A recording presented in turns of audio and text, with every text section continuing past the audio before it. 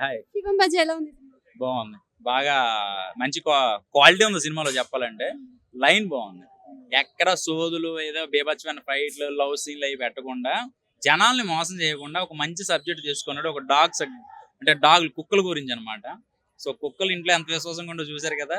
So అది చనిపోతే దాన్ని చంపినోడు అంటే దాని ఓనర్ని చంపినోడు పగ ఎలా తీర్చుకుంటది ఆత్మ కూడా ఉంటది దీనికంటే. సో ఆ కళ్ళ బట్టి కళ్ళు వేరే వాడికి అంటే హీరోకి వెళ్తే సో ఆ లైన్ బాగుంది, సెగ్మెంట్ బాగుంది. సినిమా స్టార్టింగ్ దగ్గర నుంచి హైపరాజ్ గారి పంచులు కానీ కెమెరా వర్క్ కానీ అసలు మామూలుగా లేదు చెప్పాలంటే. సో ఓకే, సినిమాకి తగ్గట్టుగా ఎక్కడ బోర్ లేకుండా ఒక సస్పెన్స్ క్రియేట్ చేశాడు లాస్ట్ దాకా. అంటే విలన్ ఎవడికి తెలియదు లాస్ట్ దాకా.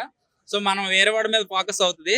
సో అది కొంచెం బాగా ఇంట్రెస్ట్ గా ఉంటుంది. అంటే లాస్ట్ లో మనకు ఒక విజువలైజింగ్ చూపించారు కదా శివుడిది. సో అది ఎలా అనిపించింది? అది నాకు హనుమాన్ సినిమా గుర్తొచ్చింది చెప్పాలంటే. హనుమాన్ సినిమాలో లాస్ట్ హనుమాన్ వచ్చినప్పుడు గూస్ బంప్స్ ఎలా వస్తాయో, జై హనుమాన్ అని ఎంత గోల్ చేశారో, సో శివుడు వచ్చినప్పుడు కూడా అదే ఉండదు. ఇంకొక సీన్ ఉంటదండి డాగ్స్ ది.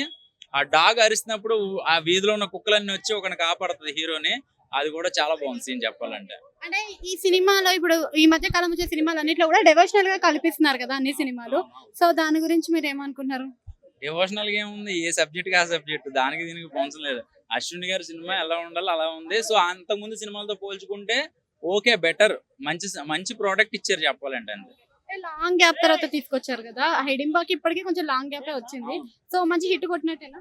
మంచి హిట్ కొట్టినట్టు. అసలు హిడింబాకి దీనికి సంబంధం లేదు.